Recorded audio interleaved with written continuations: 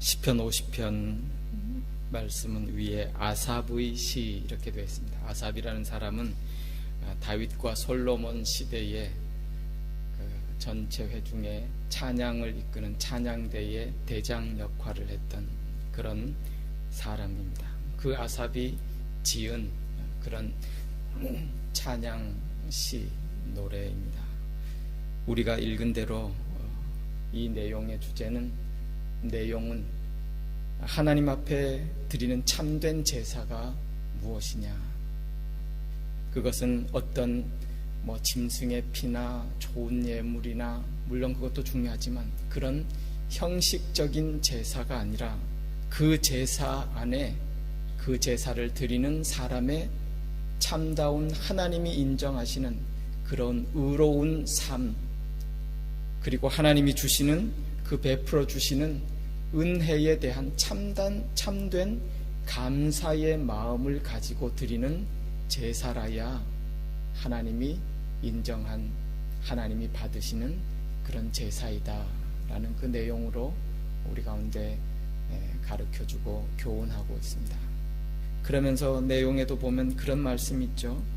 너희의 제물이나 그 하나님 앞에 바치는 그 모든 것들이 무슨 유익이 있겠느냐, 하나님에 대한 참된 감사와 그 믿음의 삶이 없이 그런 제사의 외형, 형식만으로는 그것이 무슨 의미가 있고 하나님이 받으시겠느냐, 하나님이 염소고기를 좋아하시겠느냐, 하나님이 그 피를 그렇게 좋아서 그러시겠느냐, 또 다른 아무 것들 좋은 것 하나님 앞에 드린다 해보아야 아주 중요한 말씀을 하고 있어요. 사실 그 세상에 있는 모든 것이 사실 누구 것인데, 다 하나님의 것인데, 그걸 자기 것을 하나님 앞에 드리는 양 그렇게 좋은 것 드렸다고 그것이 어떻게 예배가 되겠느냐. 그러면서 귀한 말씀, 우리가 하나님 앞에 제사 드릴 때에 빠지지 말아야 될 것, 그것이 무엇이냐? 감사하는 마음이다 라고 우리 가운데 교훈해 주고 있습니다. 감사로 제사를 드리는 그런 참된 제사. 여러분 한번 생각해 봅니다. 하나님이 그렇다면 감사한 마음을 왜 그토록 중요하게 여기시고 그 마음을 보시는 것이겠습니까? 감사는, 다르게 말하면 감사는 곧 믿음이기 때문입니다. 하나님 앞에 감사한다, 다르게 표현하면 하나님을 온전히 신뢰한다, 믿는다, 그런 말이에요. 그렇다면 감사하지 않는다?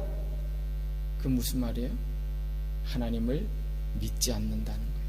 하나님을 불신한다는 것이기 때문에 감사가 이토록 중요합니다. 우리가 읽은 마지막 부분의 22절에 보면 이런 말씀이 있어요. 하나님을 잊어버린 너희여, 깊이 생각하라. 내가 너희를 찢으리니 건질 자가 없으리라. 하나님을 잊은 자는 하나님이 심판하시는 데에서 건질 자가 없는 그런 무서운 심판을 당하게 됩니다. 그러면서 23절에 보면 하나님을 잊은 자와는 대조적으로 감사로 제사를 드리는 자가 하나님을 영화롭게 하고 내가 구원을 그에게 보이리라. 그렇죠? 하나님을 잊는다는 것은 그것이 곧 감사를 잊어버렸다, 그것이 하나님을 잊어버렸다, 그런 거예요. 그러면서 우리가 앞서서 쭉 읽은 16절, 17절 이하에 쭉 보면 그런 사람들을 악인이라 하나님이 심판하시겠다, 그렇게 말씀하셨어요. 그런데 우리가 알듯이 다시 한번 돌아가서 쭉 보십시오. 지금 하나님을 잊어버린 너희여 라고 책망하시고 야단치는 그 이스라엘 백성들이 어떤 사람이에요?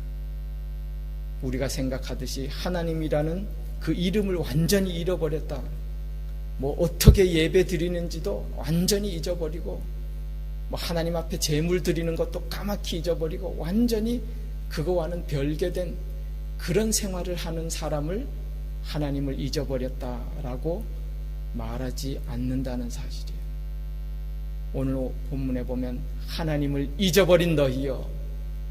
근데 사실 보면 하나님을 다 알고 있어요. 하나님이 이름도 알고 뭐 늘 예배도 드리고 제사도 드리고 다 해요. 그럼에도 불구하고 그 마음속에 참된 하나님에 대한 감사가 없는, 감사를 잊어버린 그들을 향해서 하나님을 잊어버린 너희여, 내가 너희를 찢을진데 거기서 건져낼 자가 없도다. 어떻게 보면 무서운 말씀이죠. 10절 이하에도 보면 그런 말씀이 있잖아요. 나의 율례를 전하고 나의 말을 전하고, 16절에 보면 언약을 너의 입에 두고 교훈을 하고, 하나님 말씀 다 알고 해요. 그럼에도 불구하고 그 이후에 보면은 내 말을 너 뒤로 던져버리고, 그게 무슨 뜻입니까? 하나님의 말씀을 우습게 여겨버리고, 우리에게 적용하다면 다 교회 나오고 예배드리고 신앙생활 수십 년 되고, 그럼에도 불구하고 하나님의 말씀이 내 삶에 그렇게 두렵지가 않아요. 내 뒤로 다 흘러버리고 따르지 아니하고 우습게 여기고, 거기 보면 18절 19절에 보면 우리의 행위가 거짓된 사람과 연합하고 말로 혀로 거짓을 꾸미고, 하나님을 다 머릿속에는 있는데 그 마음속에 참된 감사와 경외함과 따르지 않는 그것이 하나님을 잊어버렸다 라고 우리 가운데 표현하고 있습니다.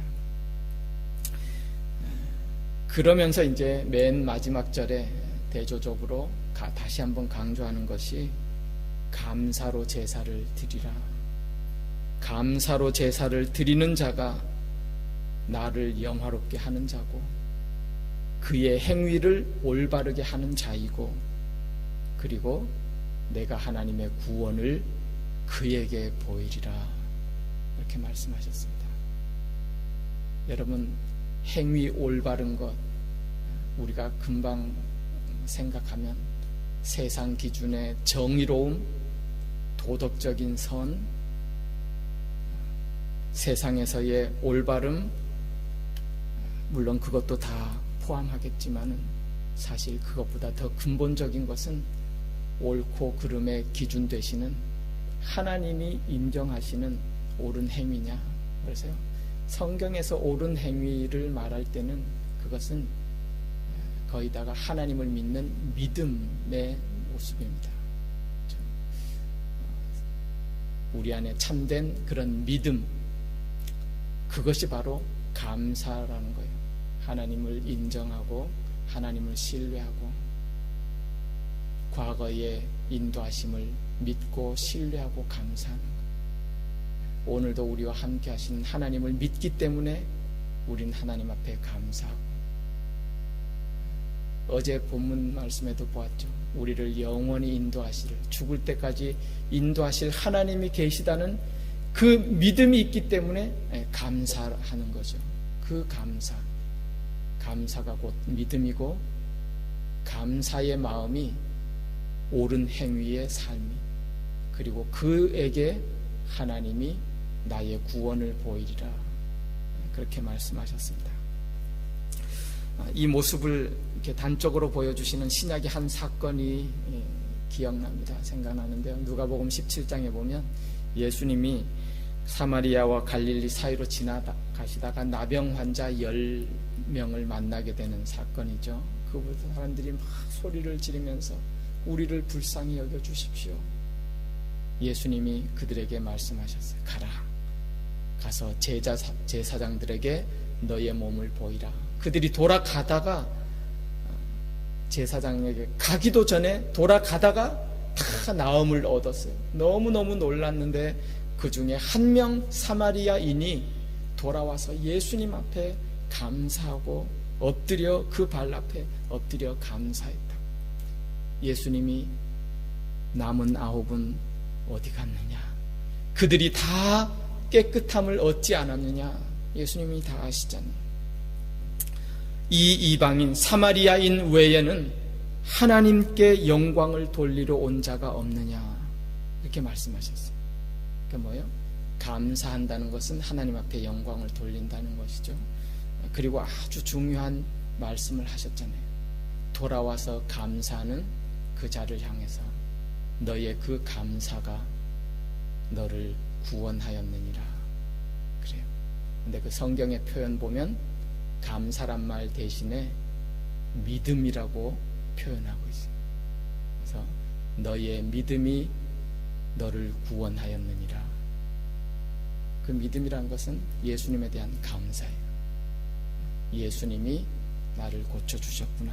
그 믿음이 예수님에 대한 감사로 나타나는 것이고, 그 감사가 하나님을 영화롭게 하는 것이고, 그 감사하는 자에게 예수님이 그의 구원을 베풀어 주셨어요. 오늘 시편의 말씀과 거의 같은 그런 말씀입니다. 우리 안에 참된 믿음으로 감사가 늘 충만하시기를 간절히 소원합니다. 지금까지 인도하신 분도 하나님이시에요. 우리는 믿습니다.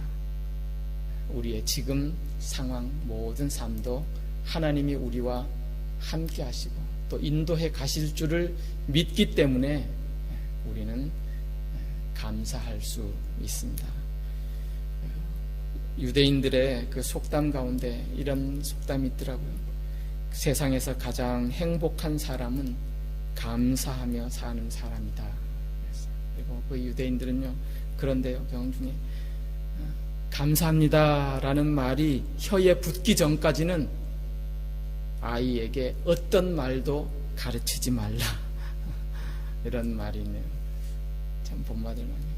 태어나서 우리 입에 말에 제일 먼저 혀에 붙어야 될 말이 감사합니다.